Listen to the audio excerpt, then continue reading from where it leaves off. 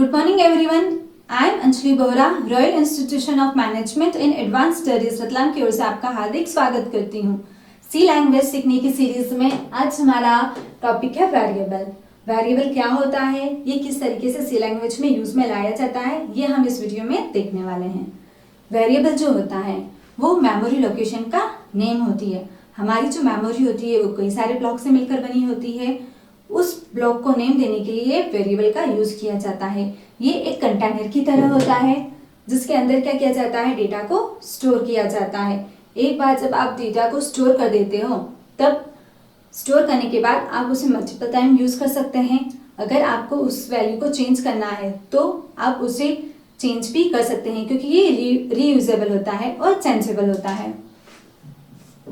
सी यहाँ पर ये हमने एक मेमोरी बनाई जिसके अंदर कई सारे क्या है, ब्लॉक हैं। हर एक ब्लॉक का क्या होगा, अपना फिजिकल एड्रेस होगा।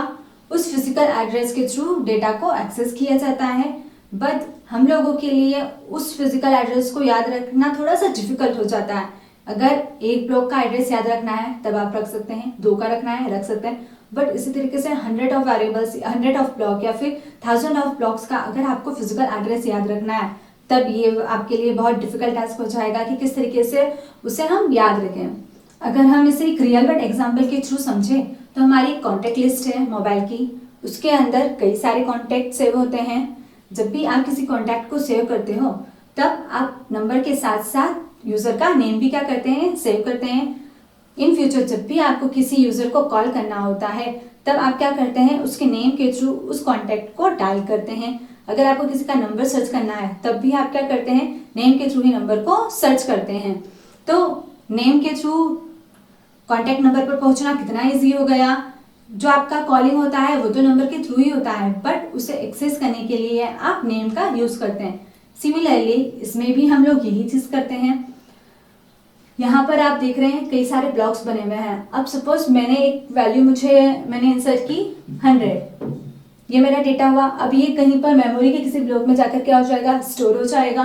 सपोज ये मेमोरी के इस ब्लॉक में आकर स्टोर हो गया है। अब इसका कुछ फिजिकल एड्रेस होगा। सपोज इसका फिजिकल एड्रेस है 522 अब इसी के फिजिकल एड्रेस के साथ साथ हम लोग क्या दे देते हैं, वेरिएबल के थ्रू इस ब्लॉक को एक नेम असाइन कर देते हैं। मैंने यहाँ पर नेम दे दिया ए। अब जब भी मैं ए नाम के वेरिएबल को कॉल करूंगी तब उसके अंदर जो वैल्यू होगी वो क्या हो जाएगी, रिटर्न हो जाएगी। अब हम बात करते हैं rules for constructing variable. Variable को जब भी आप यूज करते हैं तो उसके नेम को आप किस तरीके से दे सकते हैं, उसका क्या नेम हम लोग रख सकते हैं जिसके थ्रू हम वेरिएबल के अंदर वैल्यू को एक्सेस कर सकें। सबसे फर्स्ट होता है variable name can start with alphabet, digit and special symbol. Special symbol में आप सिर्फ किसका यूज कर सकते हैं, अंडरस्कोर का यूज कर सकते हैं। कई सारे कीबोर्ड पर हमारे स्पेशल सिंबल्स होते हैं बट उसमें से सिर्फ और सिर्फ आप अंडरस्कोर का यूज कर सकते हैं। उसके बाद अल्फाबेट ए से लेकर जेड तक, स्मॉल या फिर कैपिटल लेटर, दोनों में से आप किसी का भी यूज कर सकते हैं। सी लैंग्वेज जो होती है वो हमारी कैश सेंसिटिव होती है।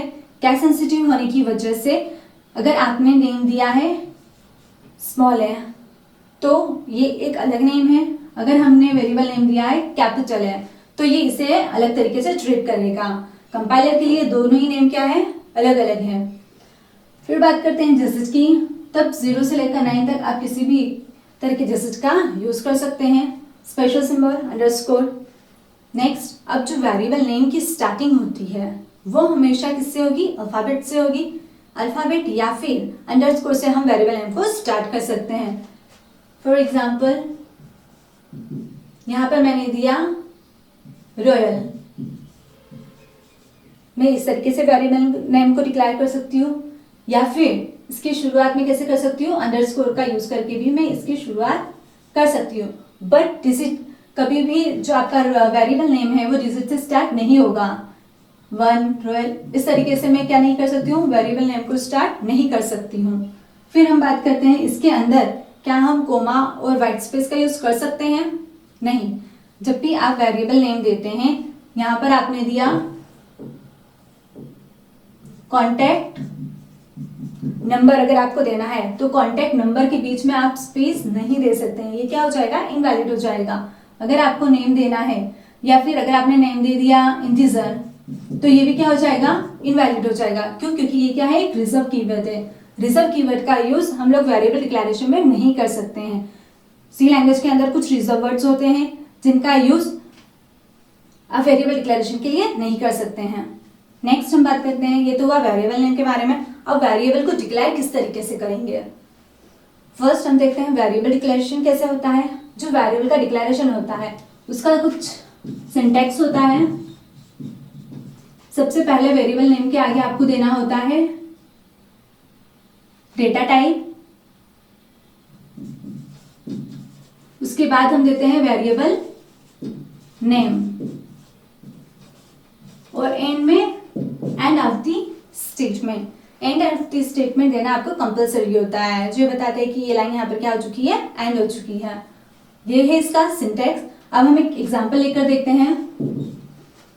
डेटा टाइप मैंने रख दिया इंटीजर, वेरिएबल मैंने ले लिया कॉन्टैक्ट नंबर,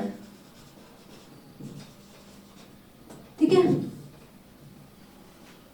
अब आप लोग यहाँ पर देख रहे हैं कि ये क्या है, इंट क्या लिया हमने। डेटा टाइप क्या होता है, डेटा टाइप जो होता है वो वेरिएबल के अंदर स्टोर होने वाली वैल्यू के टाइप के बारे में बताता है कि इस वेरिएबल के अंदर किस तरह की वैल्यू स्टोर होने वाली है। जो आपकी वैल्यू होती है अल्फान्यूमेरिक हो सकती है, अल्फाबेट वाली हो सकती है या फिर डिजिट वाली हो सकती है। इसके लिए अलग अलग टाइप क्या होते हैं हमारे पास में, डेटा टाइप अवेलेबल होते हैं। इंटीजर के लिए, न्यूमेरिक वैल्यू के लिए इंटीजर का यूज करते हैं। अगर आपको अल्फाबेट को स्टोर करवाना है, किसी टेक्स्ट टाइप की वैल्यू को स्टोर करवाना है, तब आप कैरेक्टर का यूज करते हैं। डेसिमल वैल्यू को स्टोर करवाना है तब हम लोग फ्लोट डेटा टाइप का यूज करते हैं। ये हमारे क्या हो गए, डेटा टाइप हो गए। अब मुझे वेरिएबल नेम देना है, इसके अंदर जो भी आप वैल्यू स्टोर करवाने वाले हैं उस वेरिएबल के नेम को आप यहाँ पर दे दीजिए। याद रहे कि जो वेरिएबल नेम होता है वो कुछ मीनिंगफुल हो। ऐसा नहीं कि हमने दे दिया A X Z Y C N, contact number के लिए आपने दे दिया सी एन। नहीं, क्या होगा जब आपके पास में कई सारे वेरिएबल्स होंगे तब ये नेम जो है वो कंफ्यूजन क्रिएट कर सकते हैं। तो ये नेम को अवॉइड कर आप क्या दे, कुछ मीनिंगफुल नेम दे। जैसे कि मुझे कॉन्टेक्ट नंबर चाहिए था तो मैंने क्या दे दिया, कॉन्टेक्ट नंबर दे दिया। अब मुझे चाहिए नेम, तो मैंने वेरिएबल नेम क्या दे दिया, नेम दे दिया। अब उसके अंदर आपको फ्लोट, उसके अंदर आपको क्या स्टोर करवाना है, मार्क्स। तो यहाँ पर आप वेरिएबल नेम क्या दे देंगे, मार्क्स। ये हो गया वेरिएबल का डिक्लेरेशन। अगर आपको एक से ज्यादा वेरिएबल को क्या करना है, डिक्लेयर करना है, जिनका डेटा टाइप क्या है, एक जैसा है, तब आप उससे दो वेरिएबल, दो या दो से ज्यादा वेरिएबल को भी क्या कर सकते हो, एक साथ में डिक्लेयर कर सकते हो। यहाँ पर मैंने दिया इंटीजर एज, यहाँ पर एज मुझे एक और इंटीजर टाइप का ही क्या चाहिए, यहाँ पर वेरिएबल चाहिए। सपोज मैंने दे दिया मार्क्स, भी मुझे क्या चाहिए, इंटीजर टाइप का चाहिए था। तो मैंने यहाँ पर एज और मार्क्स दो वेरिएबल ले लिए जिनका डेटा टाइप क्या रखा, इंटीजर रखा, और इन दोनों को मैंने साथ में क्या कर दिया, डिक्लेयर कर दिया।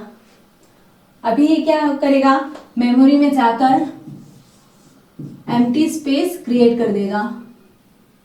एक वेरिएबल हो जाएगा हमारा, एक ब्लॉक जो है उसका नेम हमने क्या रख दिया, एज, एक का नेम हमने रख दिया मार्क्स। अभी ये जो ब्लॉक है ये क्या है, एम्प्टी है, क्योंकि अभी हमने कोई भी वैल्यू इनिशियलाइज नहीं किया है। अब हम इसके अंदर वैल्यू इनिशियलाइज करने के लिए क्या करेंगे, कुछ वैल्यू इसमें असाइन करेंगे। अब वो असाइन किस तरीके से करेंगे, सबसे पहले हमने यहाँ पर बता देती हूँ कि इसका सिंटैक्स क्या होता है। डेटा टाइप, वेरिएबल नेम, और यहाँ पर जो भी आपको वेरिएबल की वैल्यू देना है वो आ जाएगी। ये जो इक्वल का साइन दिख रहा है ये क्या होता है, हमारा असाइनमेंट ऑपरेटर होता है, जिसके थ्रू हम क्या करते हैं, वैल्यू को असाइन करते हैं। दैट मीन्स कि ये जो वैल्यू है वो किसके अंदर जाकर स्टोर हो जाए, वेरिएबल के अंदर जाकर स्टोर हो जाए। अब जो वेरिएबल हमने लिए हैं, जिन वेरिएबल को हमने यहाँ पर डिक्लेयर कर दिया है, उनमें हम क्या कर देते हैं, वैल्यू असाइन कर देते हैं। सपोज यहाँ पर लिया इंटीजर एज एंड मार्क्स। अब इन दोनों की हम क्या करते हैं, वैल्यू असाइन कर देते हैं। यहाँ पर मैंने एज वेरिएबल के अंदर value they the 18, end of the statement. तो अब ईच वाले वेरिएबल के जहाँ वहां पर क्या वैल्यू स्टोर हो जाएगी, 18। नेक्स्ट वेरिएबल हमने लिया था मार्क्स, इंटीजर वाला मार्क्स, ठीक है। अब इसके अंदर मैं वैल्यू दे देती हूँ 100, अब ये वैल्यू कहाँ जाकर स्टोर हो जाएगी, जहाँ पर मार्क्स वाला आपका क्या है वेरिएबल बना हुआ है, वहां पर उसकी वैल्यू क्या हो जाएगी, जाकर स्टोर हो जाएगी। इस तरीके से हम क्या करते हैं, वेरिएबल को डिक्लेयर करते हैं और उसे इनिशियलाइज करते हैं। आप चाहे तो जो वेरिएबल को डिक्लेयर करें उसी वक्त उसे इनिशियलाइज कर सकते हैं, या फिर रन टाइम पर भी यूजर से वैल्यू लेकर उसे इनिशियलाइज कर सकते हैं। अगर हमें डिक्लेरेशन और वेरिएबल इनिशियलाइजेशन दोनों साथ में करना है तब भी हम उसे साथ में डिक्लेयर और इनिशियलाइज कर सकते हैं। उसके लिए आपको डायरेक्ट क्या देना होगा, यहाँ पर डेटा टाइप, वेरिएबल नेम और यहाँ पर वेरिएबल की वैल्यू। अब यहाँ पर हमने जो दिया था हम इसी एग्जांपल को लेकर चलते हैं। यहाँ पर मैंने ले लिया इंटीजर टाइप का डेटा टाइप ले लिया, एज नाम का वेरिएबल ले लिया और उसकी वैल्यू क्या दे दी मैंने 18। अब आप यहाँ पर देख रहे हैं ये क्या हमारा डेटा टाइप, ये हमारा वेरिएबल, ये है उसकी वैल्यू। तो डिक्लेरेशन और इनिशियलाइजेशन दोनों क्या हो गया, सिंगल लाइन में ही हो गया। इससे आपका क्या हुआ, नंबर ऑफ जो लाइंस होती है उसका कम यूज होता है। आई होप ये वीडियो आपके लिए यूजफुल रहा होगा। Thank you so much.